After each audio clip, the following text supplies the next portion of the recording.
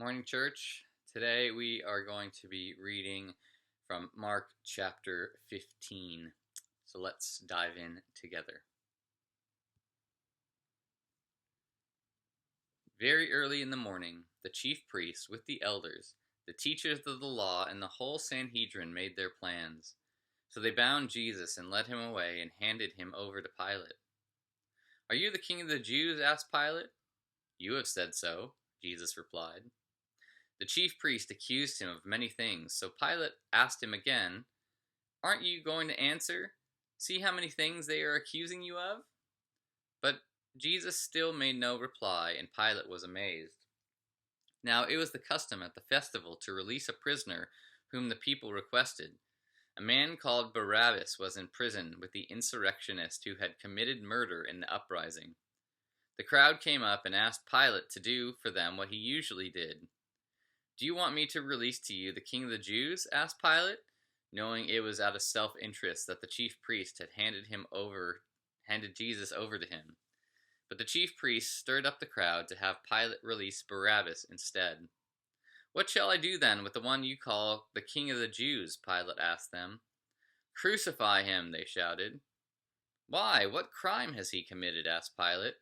But they shouted all the louder, "Crucify him." Wanting to satisfy the crowd, Pilate released Barabbas to them. He had Jesus flogged and handed him over to be crucified. The soldiers led Jesus away into the palace, that is, the praetorium, and called together the whole company of soldiers. They put a purple robe on him, then twisted together a crown of thorns and set it on him. And they began to call out to him, "Hail, King of the Jews!" Again and again they struck him on the head with a staff and spit on him.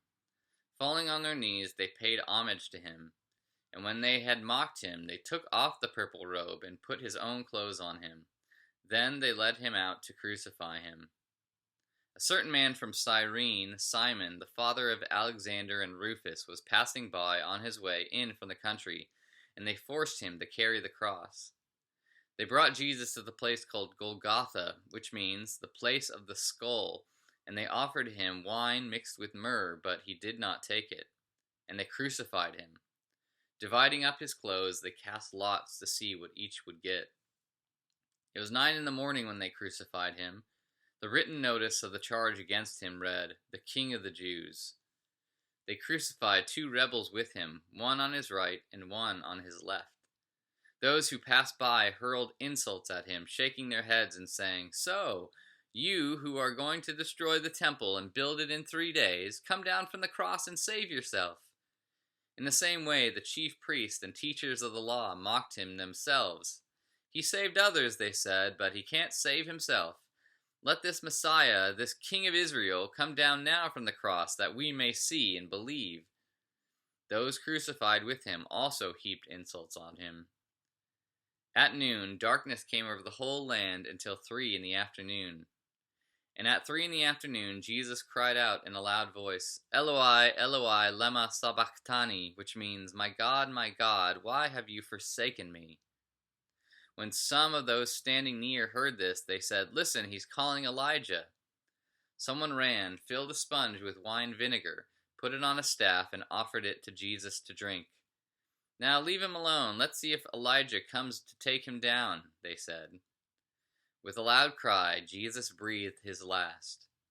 The curtain of the temple was torn in two from top to bottom, and when the centurion who stood there in front of Jesus saw how he died, he said, "Surely this man was the Son of God."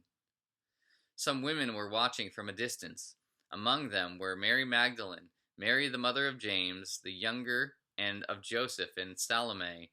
In Galilee these women had followed him and cared for his needs.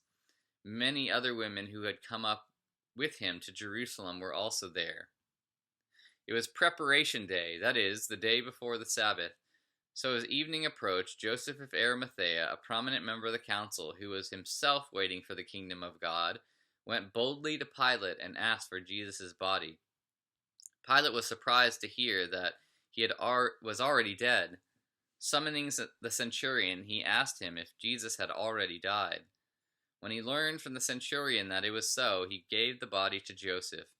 So Joseph bought some linen cloth, took down the body, wrapped it in the linen, and placed it in a tomb cut out of rock. Then he rolled a stone against the entrance of the tomb.